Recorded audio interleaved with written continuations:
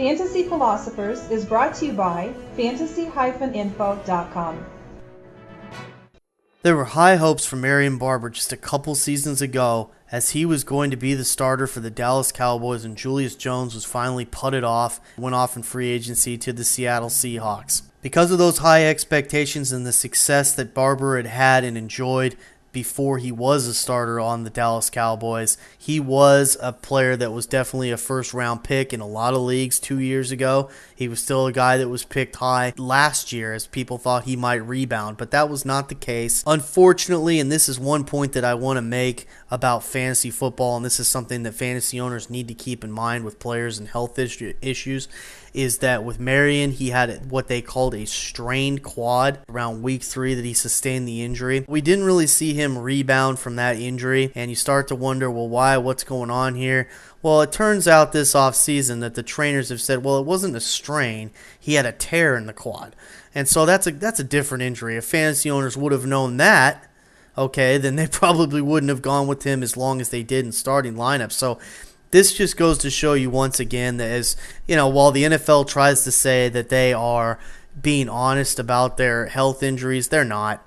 They're really just flat out not being all that honest. And so I think from a fantasy perspective, what we have to learn here is that if you have a guy and he's got an injury, and we kind of saw this again with maybe guys like Brandon Jacobs and Matt Forte, where they had injuries, it's like, well, what's going on here? And then they're having surgery after the season. With a guy like Marion Barber or any guy this season, what I want to stress about this is just really that if a guy is not responding, he has an injury and we're not seeing him respond, sometimes it's best to just sit him down until he shows that explosiveness once again. Because obviously with Barber, he was, he'd have a touchdown here or there, but he really wasn't the guy that we hoped he could be. As the season went on, he just got worse, and he was basically irrelevant by the time the playoffs began. So with Barber, he's going to probably lose his starting job this year to Felix Jones. Supposedly, he's looking really good in the offseason. He's dropped some weight.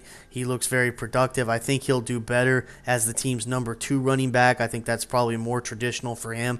As the defense gets wore down a little bit, he can come in and be the aggressor maybe that he was and did so well at when he was Julius Jones's backup. So right now for his fantasy value, right now I would say that he's a flex option play, but I really wouldn't suggest that you start him that way to begin the season, because I think he needs to prove to us that he's going to come out and be the kind of guy that he was back when he was the backup guy, when we saw that kind of guy that could be explosive, make a lot of touchdowns, do all those good things. We need to see him do that again in this role before he's worth being that kind of starter on your team. For more fantasy football information, go to fantasy-info.com and sign up for our free e-newsletter. Good luck in your 2010 Fantasy Football League.